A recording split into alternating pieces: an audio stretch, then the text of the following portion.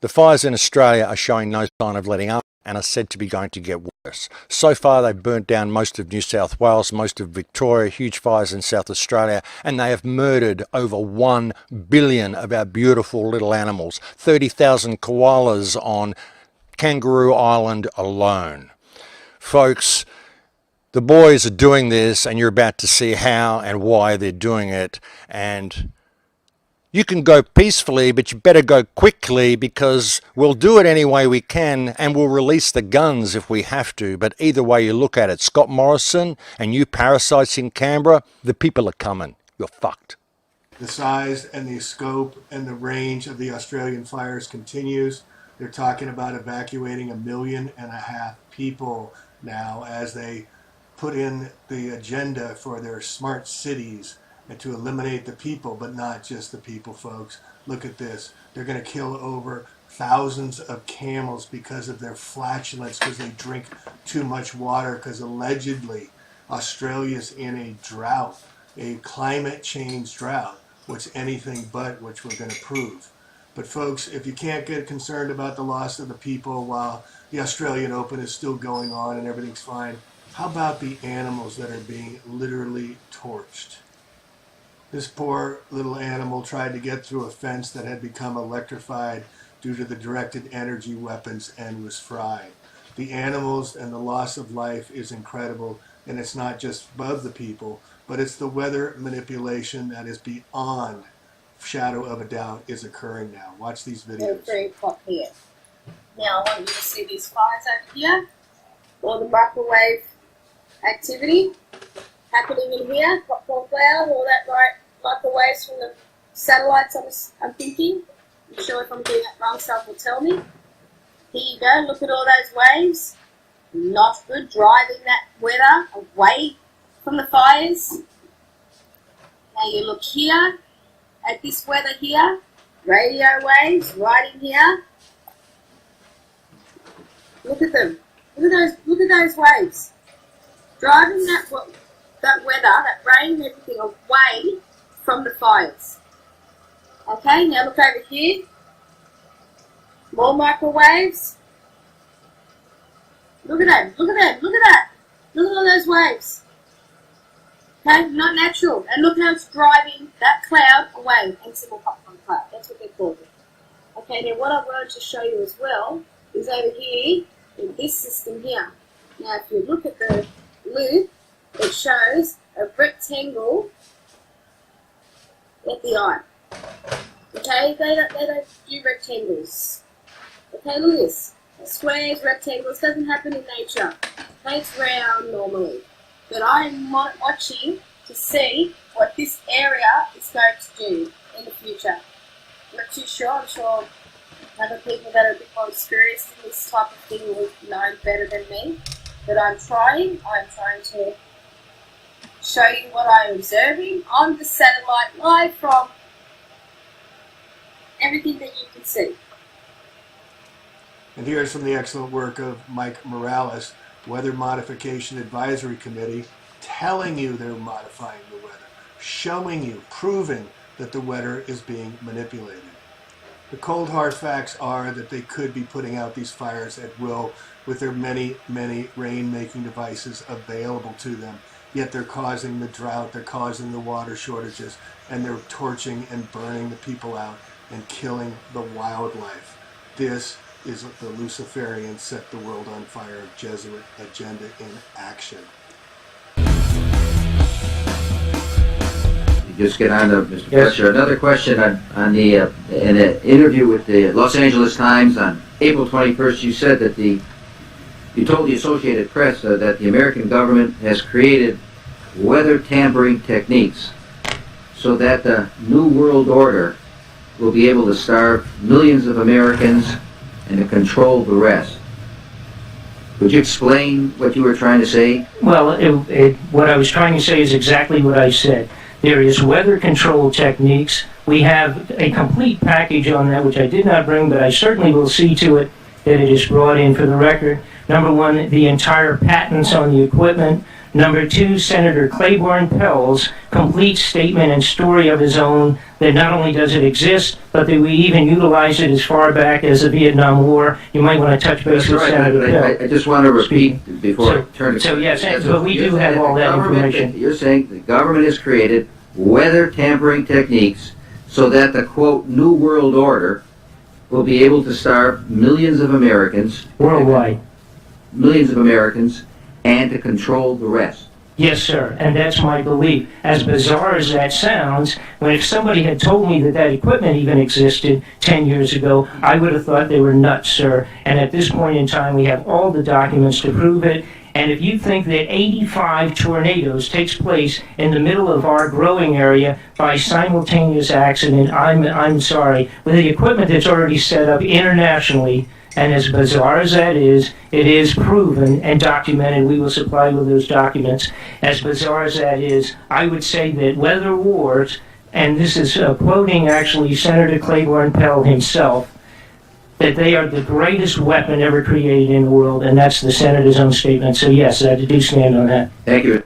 That's right, ladies and gentlemen. Weather weapons are the most dangerous weapons that they have, and they're using them in full force.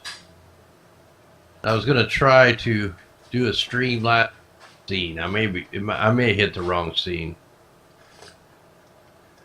Let me just see if this is it. This may not be it, but we'll try it. And high winds continued to batter California today. Power was knocked out in parts of Riverside County in Southern California. All right, here we go. We've had a lot of cases where we were seeding storms that had no business being seeded. We were just kind of throwing darts, and we were seeing responses to some of those. So we are learning that maybe there's more opportunity with some of these. Maybe we don't even need to have a rain cloud. We could go where cumulative congested clouds that aren't really precipitating yet. And if it has inflow, maybe we could get something to work. Year one, we had the air tractor that the USDA provided, so dosaging was a lot better. We were getting about 40 to 45 gallons per cloud. That aircraft wasn't available in year two, so we... So there you go. Yeah, the other clip I started to play was, you know, they're cloud seeding in California all the time. They have ground-based cloud seeders going all the time. So to say they need a certain type of cloud is a complete lie. And also, to say that they can't get the moisture in there is complete BS. This is all engineered drought. They drought out every country before every war or before the takeover. They drought them out to cause the chaos with the food. And then, you know, military comes in or however they want to do it. But it happens almost the same way every single time.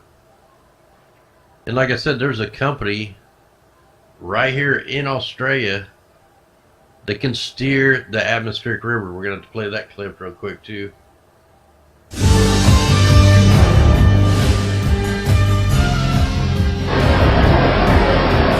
We can bring in the oceanic rain, and we need to be conscious it's not about delivering rain on land, it's about nurturing a rain system that can promote agriculture and protect the people involved. So in all cases we want to make sure we don't get flooding, but we can deliver timely rain in a gentle soaking manner into agricultural targets. Technology relies on a signal that we're able to generate that triggers a response from atmospheric patterns. So we're able to observe this using satellite meteorology, extensively available now to everyone who's got access to broadband internet. But we're able to utilize that signal set in sequence to generate a incremental deviation in the flow path of these oceanic atmospheric rivers. So the source is the ocean, of course. The vapor, precipitable moisture flow is in the atmosphere.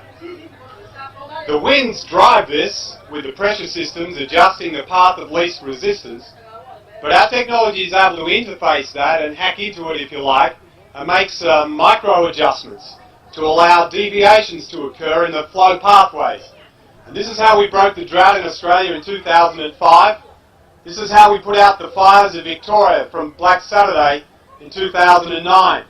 This is how we delivered rain in the desert in Saudi Arabia in 2007 and snow for the first time in history in 2004 in the United Arab Emirates. There's been other projects above the radar and some under the radar, but today for the first time we're putting our hand up in front of the media to say this is available. We're going to run this project here to break the drought in the Horn of Africa. We're meeting with Cabinet, Federal Cabinet for Kenya and the Prime Minister and other parties and authorities in the region. We've met extensively with United Nations teams and agencies, and we're planning to do this in the most careful manner. Firstly, to bring some gentle rain in to give food for the food for the cattle and the livestock, so milk can be produced, so that human survivability can go up. Once that survivability's gone up, then we can look at more substantial rains that can be suitable for crop. What is this technology? Essentially, we're drawing oceanic rain systems that exist over the oceans into geographic targets, into our agricultural areas. The technology uses electromagnetics, so we're not interfering with the atmosphere or with the environment. We're not damaging it. We're not using chemicals fired through rockets like other technologies use. We use a very gentle but powerful technology, launching electromagnetics into the atmosphere to modify the flow of the weather system over the ocean and drawing it into a target. So if for any of you that still doubt the weather's being modified on a grand scale, on a regular basis, all over the world, just go to this website called weathermodification.com, Weather Modification Inc. We see potential. When most people look up, they see clouds. No, I see you geoengineering, spraying us like bugs and ruining the future for all life is what I see, you scumbags that are knowingly doing this. They're out of North Dakota here. And if you take on their clients and projects list, it's no small group that they're doing this through. Look at all the countries from A to Z where they have precipitation, meteorological spraying, geoengineered weather that they're conducting. And look at the United States. Look at all the areas: Nevada, Edwards Base, North Dakota, Oklahoma, Santa Barbara, Sonoma Technology Inc. Do you think you guys had a hand in the directed energy weapons attacks? Well, maybe we should go visit you and find out for ourselves. All of you that work for these companies and are staying silent and allowing this to happen, shame. Shame on you all. But here's the evidence, folks. You can't, they use the weather to steer it with the NEXRAD radar systems. They call it NOAA for a reason. National Oceanic Administration, NOAA, get it, the floods, They play games with us. And they have the radar systems, they have the aircraft, they have the hidden technology. Oh, built for success. No, built for aerosol spraying us like freaking bugs. And they also have VIP transports, photographic equipment. This is all being funded by the government. That's acknowledging and helping and providing for the money for them to spray us like bugs and to manipulate the weather at will and to create the directed energy attacks. These are the companies that are involved with it all. And again, they've been modifying the weather for a very long time. This was a post from a lady who I used her information and I posted it. And she filed a copyright strike against me, calling me a parasite for trying to get the information out to share that the weather's being modified from her work. Don't understand it, don't get it. Further proof is evident. Weather modifications have been going on for a very, very long time, and it's being intensified. More from Intel said technology doubles every year. What do you think the weather modification abilities are when they can modify the weather with the technology, with the D-Wave computers, with the NEXRAD systems, with the wet surface air coolers, with the Silver Lining Project? Yeah, it's a big, big business when they have weather derivatives markets. And this is the Silver Lining Project. They park out in the oceans and they use the ocean water, as you heard him testify, using the ocean's water to create the water vapors, and then use the barium and the aluminum particles to steer the weather and create the rain if they want, or the drought if they want. This is all part of the Bill Gates from hell funding to spray us like bugs, to control the weather and manipulate at will for their agenda. Can you remain silent while all this is happening? Here's a piece I did on the Silver Lining Project with the former Weather Wars. Don't know what happened to him. But this explains it a little further about the Silver Lining Project and how it operates off the West Coast back in 2017. 3 to 5 inches, guys, in such a short period of time, there is going to be more flooding and much more damage. As always, the simple and logical question is, how can this be? How can so much rain fall in such a short amount of time? Longtime Weather War 101 viewers already know the answer to that question. The people are coming. You're fucked. And Jamie, my brother, from A Plain Truth for You, thank you for this information. I cannot thank you enough.